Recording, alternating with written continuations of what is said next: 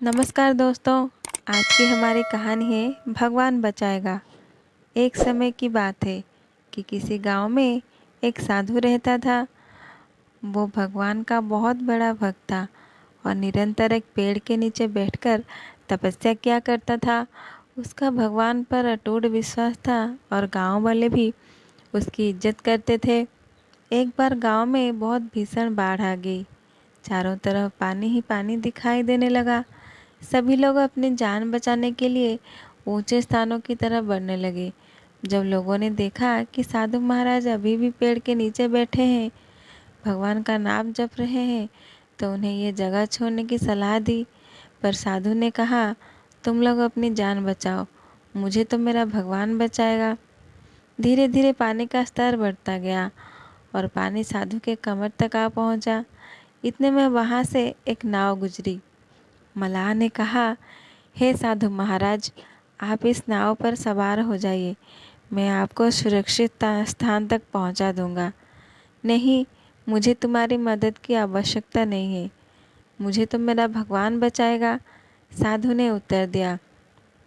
नाव वाला चुपचाप वहां से चला गया। कुछ देर बाद बाढ़ और प्रचंड हो गई।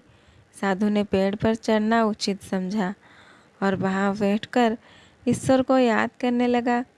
तभी अचानक उन्हें गड़गड़ाहट की आवाज़ सुनाई दी। एक हेलीकॉप्टर उनकी मदद के लिए आ पहुंचा। बचाव दल ने एक रस्सी लटकाई और साधु को उसे जोर से पकड़ने का आग्रह किया। पर साधु फिर बोला, मैं इसे नहीं पकड़ूंगा, मुझे तो मेरा भगवान बचाएगा। उनकी हट के आगे बचाव दल भी उन्हें लिए बगैर वहां से चला गया।